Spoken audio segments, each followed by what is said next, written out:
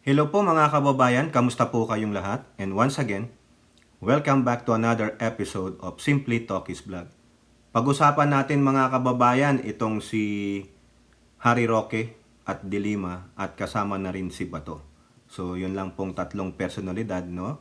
Pero bago po tayo magpatuloy, tayo po ay magbibigay pugay at pasalamat sa lahat ng ating channel members, followers, subscribers, nag-like at nagsishare ng ating mga video, sa mga nagbi-video replay, nagsishare ng kanilang blessings, at ganun din po sa mga nakakasama natin sa ating video premiere at live streaming. At maraming salamat po sa inyo at tayo po ay naka 55,000 subscriber na po. At pakiusap din po, sana wag niyo pong kakalimutang i-subscribe, no? At i-share itong ating second channel, Simply Talkies Birador, Simply Talkies Talkies Birador, no? Diyan din po mag-a-upload din tayo ng ating commentaries tungkol sa mga politika. Ayan lang po ay parang kwentong kutsero, mga siguro pinakamahaba na diyan 13 minutes, no? 13 no? So hopefully i-subscribe nyo rin po, no? Para kung may mangyari mang di maganda kay Simply Talkies Vlog Channel, meron tayong backup. Okay, so shout out po sa mga OFWs, men and women in uniform, kay Ilora, kay Tita Aurora sa buong bayan ng Palawan, Zambales, Norte, Visayas at Mindanao except sa Davao City. Kila Suset, Maritel Mio, Ate Beth M, Ate Maite, so lahat po sa inyo, no, shout out. Di ko na kayo maisa-isa kasi 55,000 na po tayo. Ayabang. Okay, and may God bless us all. So unahin natin mga kababayan, itong mga pinagsasabi ni Roque kay Dilima. Ha? Kasi mukha pong nag-boomerang sa pagmumuka ni Harry Roque yung mga pinagsasabi niya kay former Senator at DOJ Secretary Leila De Lima. Kasi meron pong sinabi ang inyong Leila De Lima noong after niyang mag-file ng candidacy for party list representative. No? Pero unahin muna natin yung video na sinabi ni Harry Roque about sa pag-attend ni De Lima sa mga hearing. O, ito po 9 seconds lang ito. Okay? O, pakinggan ninyo. Okay? Gusto kong marinig ninyo yung kayabangan ni Harry Roque. She be declared in contempt of the House of Representatives if she does not appear. Hinahamon ko si Leila De Lima. Kung malinis sa konsyensya mo, humarap ka sa Kamara de Representantes. O, ayan po. Di ba ang tapang? Ang tapang niya. Hinahamon niya si Leila De Lima. Kung wala siyang tinatago, humarap ka, Leila De Lima. Kung matapang ka. Sabi niya pa, she have to pay. She have to attend. O, ngayon, ano nangyari, Harry Roque? Ano pa ang sabi niya kay De Lima nun? Balikan lang natin. Anong sabi ni Roque kay De Lima sa ulat po ng Inquirer way back February 27, 2018? Roque wishes De Lima a lifetime in jail. Di ba? Merong video niyan eh. May you spend the rest of your life in jail. Ayun ang sabi ni Roque, goodbye. Di ba? Kasi nung nakakulong na si De Lima, sabi niya, may you spend your life in jail, goodbye. Di po ba? Kasi ang sabi daw ni De Lima noon, nagkomento si De Lima kay Roque na he sold his own identity in exchange for a possible Senate run. Kumbaga, nag-flip-flopping si Roque. Nature na niya man yan. Flip-flopper talaga yan. Kaya sabi ni Roque, I wish you spend the rest of your life in jail. Goodbye. Ay ngayon, umikot ang mundo, Roque. Ano ang nangyari? Umikot ang mundo, Roque. Umikot. Nasaan ka ngayon? Siguro naman hindi ko na sasabihin pa kung nasaan si Roque. Alam na alam nyo na yan, mga kababayan. He is on the run. At tinutuya niya pa ang otoridad na hanapin siya. Ano na ang sabi ng pulis, ni Marbil, they created a tracker team. At sabi ng spokesperson ng PNP, si Colonel Jim Pajardo, those who are aiding and abetting Harry Roque, pwede kayong managot sa batas. Pero wala pa rin. Ayaw pa rin nilang ilabas si Roque at I think ginagamit nila itong pagkabisi ng mamamayan, no, sa eleksyon para tuluyang mawala sa isipan nila si Harry Roque. Ngayon, Harry Roque, na umikot ang mundo, na yung kayabangan mo, hinahamon mo si, pakinggan nyo ulit. She be declared in contempt of the House of Representatives if she does not appear. Hinahamon ko si Laila de Lima. Kung malinis sa konsensya mo, humarap ka sa Kamara de Representantes. O, di ba? Hinahamon niya si Leila de Lima kung matapang ka, umatin ka sa Kongreso. O ngayon, ikaw, Roque. Di ba?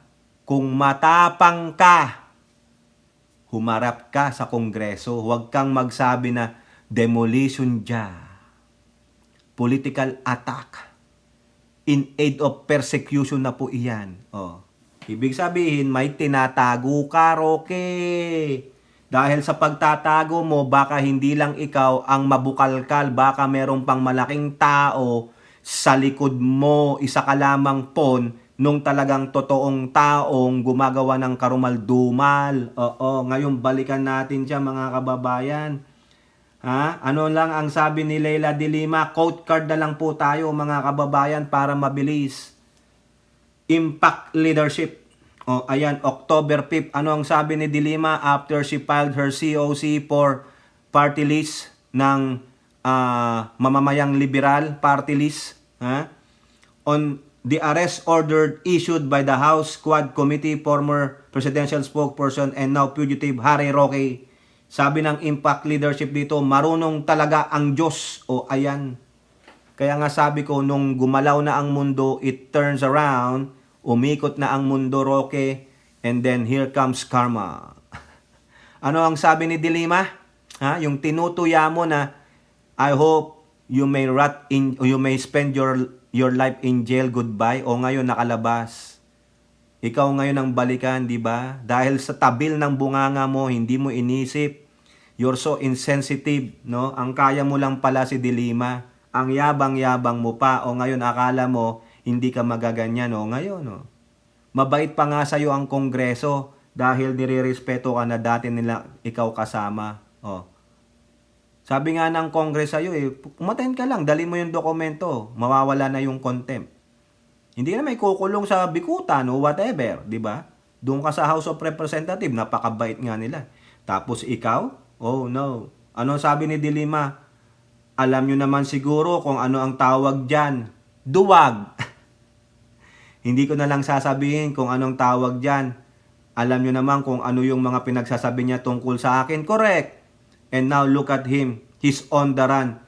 Instead of facing the rule of law, binabastos pa niya ito dahil hindi siya nagpapakita kahit na-dismiss na yung mga writ of amparo. Correct. O kayo dyan, Supreme Court, what you gonna do with that? Attorney yan, abogado yan. O.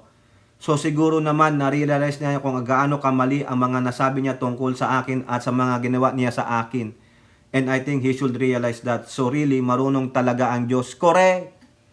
O, dahil sa kahambugan mo, Roque, dahil akala mo lifetime na magsisilbi si Digong as leader ng bansa? Lagi kang may kakapitan? Mukhang nilaglag ka na nga eh. Kulang na lang ituro ka kung sinong nasaan ka. Kung saan ka nagtatago, sa ilalim ng lupa, sa dingding o kung saan man. Ha? Diba? O tignan nyo itsura niya dyan mga kababayan. O? Haggard na siya. Diba? O, ang sakit niyan. Nagsalita ka ng ill will, sa'yo ngayon babalik, Roque, kaya wala. Ano ka? Diba? Ondaran ka. So, nakanino ang huling halakhak, Roque? Nakanino? Ang huling halakhak? Na kay de Lima. Umikot ang mundo. Ikaw ngayon ang nagtatago.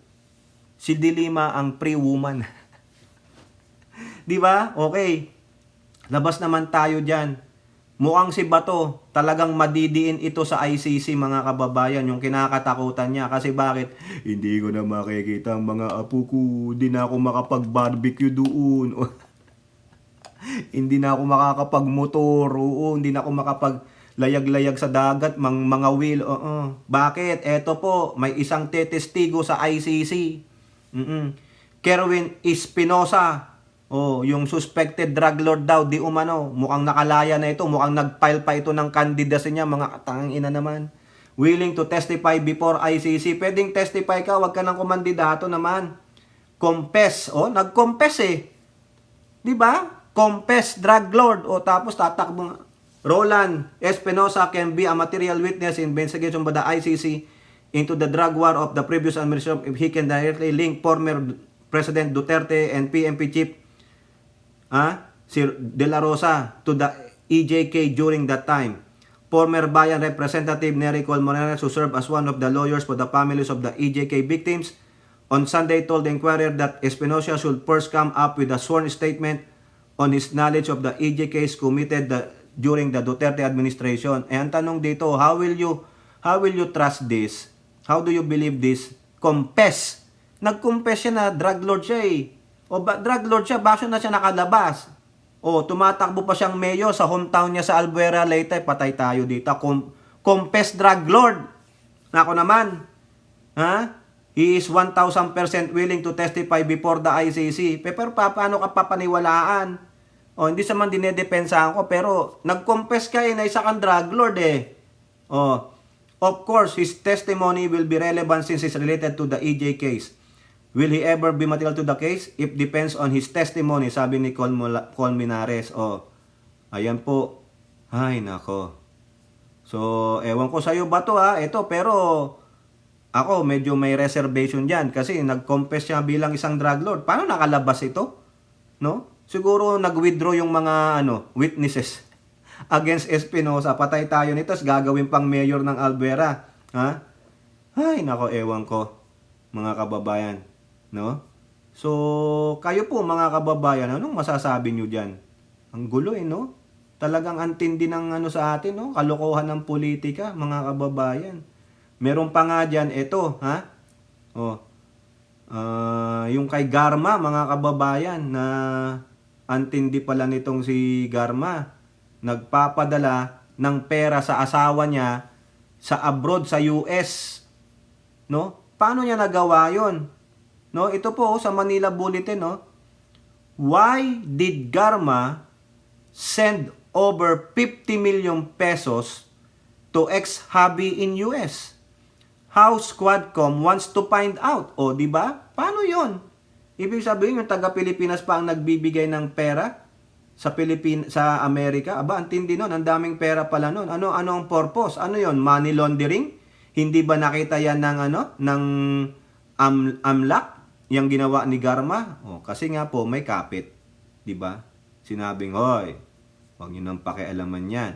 The House Quadcom is eager to dig deeper into an intriguing cliffhanger detail about former Philippine PCSO General Manager Royina Garma and her ex-husband Roland Villela. It was established during the mega panel's last hearing that Garma have sent Villela in the United States at least 50 million pesos. Wow! Converted to dollars through the latter's diplomatic channel. Ayon! Ginamitan pala ng diplomatic channel. Magkano ba ang 50 million pesos? O, di ba? Philippine peso to dollar. O, magkano yan during that time? Ay, Diyos mio. Sa ngayon, 879,000. Baka pinambili ng bahay ito sa mamahaling lugar. Villela, a retired police officer colonel like Garma, served as police attaché. Oh! Police attaché ka pala ng dyan sa may embassy dyan sa Los Angeles between 2020 and 2022. Ay, ginamit na nga yan. Oo, nagkaalaman na. But the question is, what's the purpose of sending Villela the big amount of money? Siyempre, baka naman, Representative Barbers, bibili ng bahay dyan sa LA area o saan man. Baka sa Palm Spring. Ang mahal ng mga bahay dyan, $500,000 to $600,000. Baka nga may 1 million. Punta ka lang ng San Diego, kulang yung 879,000 mo. Sa San Diego area, 1 million ng cost ng bahay dyan. Diba? At any rate, this revelation suggests possible misuse of government resources, especially from the PNP's diplomatic pouches that are intended for official communication attaché salaries. Magkano ba ang saos niya as PCSO General Manager, as pension niya sa PNP? Di ba? Diplomatic pouch system for personal use? Quadcom Vice Chair Antipolo Representative Romeo Acop questioning of former and current PNP officials, including then Chief of the Directorate for Intelligence and later PNP Chief Benjamin Acorda Jr., revealed during the hearing the possibility that the PNP diplomatic pouch system was used to funnel personal funds to Garma's ex-husband. Sa ang tanong, bakit binibigyan mo ng pera ang ex-husband mo? Ano yan, meron kang alimony? Saan galing pera mo, Garma? Pera ng taong bayan? Ha? Acorda confirmed that police attaché salaries and maintenance and operating expenses, yung MOOE, were regularly sent through these channels. Wow! Yes, Your Honor, especially if there are some special occasions or visits and additional expenses that are incurred by our police attaché. Ay, talaga naman. Kanya-kanyang paraan ng pagnanakaw talaga. Kaya nga sabi nila, hindi mo pera yan, Garma! Hindi mo pera yan, Bilela! Oy, kayong mag-asawang mga hinayupak, mga animal kayo. Pointing out the system's vulnerability to misuse, Akop wondered if it could be used for personal transfer disguised as official ones. Personal na tapadala, pwede? Akop asked, to which Acorda hesitantly responded, "Yes, Your Honor, to my understanding." Akop then quizzed Bilela, naku, nandun pa pala si Bilela, who admitted receiving more than just his official salary through the diplomatic pouch. Kanino galing yung hindi kasama sa sweldo mo at MOOE na natatanggap mo through the diplomatic pouch? Patay na. Bilela responded, iyong sahod ko po dito, Your Honor, referring to the 120,000 pesos he received monthly in the Philippines, in addition to the $8,000 he earned as a police attaché. Ang laki naman, mga kababayan. 400,000? Grabe naman. Ha? Wow! Ganyan.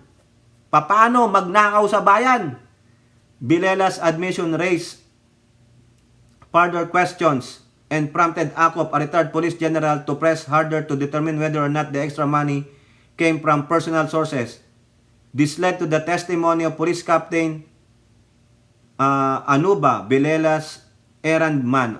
Ay, talaga sila mga pulis talaga. Kaya tama po. Si Lieutenant Colonel Espinido. PNP is the biggest crime syndicate. Bahala kayo dyan. Who was responsible converting pesos into dollars and sending them to Bilela in the United States. Kaya pala nauubos ang dollar reserve natin dahil sa mga gunggong na itong mga to, no? Oy, mga OFWs, tingnan nyo, ho, paano po ninanakaw ng mga government officials ang pera ninyo. Ganito sila kagago. Hindi naman po lahat. Diba? Garma's cousin. O ito naman, Anuba revealed the extent of this transaction. Si Anuba, yung kamay ni ni errand man ni Bilela, and confirmed to the Quadcom that he was instructed by Bilela to convert large sum of pesos into US dollars and then send them via diplomatic channels. Hindi man lang na-scrutinize ito ng AMLAC, no? Kasi nga, diplomatic di ba?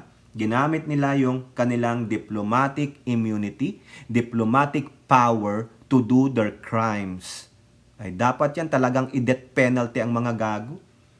Anuba claimed that he collected the funds from Garma's security team. Garma! May video pa nga mga kababayan doon sa isang pagtitipon, parang courtesy call ng Pangulong Duterte ninyo sa mga pulis. Lahat doon, general, matataas ang ranggo. Si Garma, second lieutenant lang pero na-invite. Ano pa yung sabi ni may nakuha po tayo kay kasamang Ali Bugha. Yung revelasyon ni Rapito. Ano ba ito sasabi ko? Ni Montulpo na inamin ni Digong na sinasabing di sila magjowa, di sila nagyot-yotan. Si Tulpo, ano sabi? Panoorin nyo yung vlog ni Al. Al, papuntay ko kay Al. Nandoon.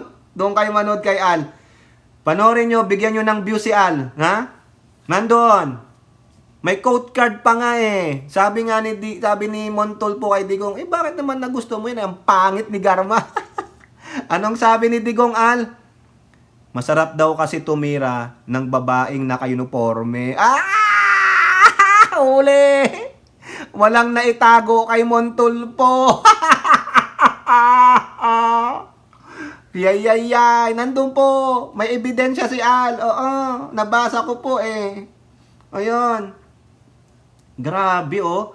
Sino yung security team? Especially Sergeant. Pulis na naman. Oo. Dapat itong mga to, i-lifestyle check. Yung mga nabanggit. Oy, barbers, lahat ng nabanggit dyan na pulis oh. Sergeant Inercito Obales Jr. Obales is Garma's first cousin. Nako, i-lifestyle check yung mga yan. Lahat ng kamag-anak ni Garma na may koneksyon, i-lifestyle check ninyo, imbestigahan nyo saan galing ang yaman nila. Anuba revealed that he converted 30 million pesos and 50 million pesos, so 50 million dollars, o pesos pala into dollars. Asked how much such transaction occurred, Anuba said, 2 beses lang po akong nagpapalit ng malaki. Ayan. But admitted to making smaller exchanges more frequently. Ubales denied any involvement but Akop moved that he be cited for contempt after he contradicted Anuba's account. Correct. May katotohanan ba yung sinabi niya?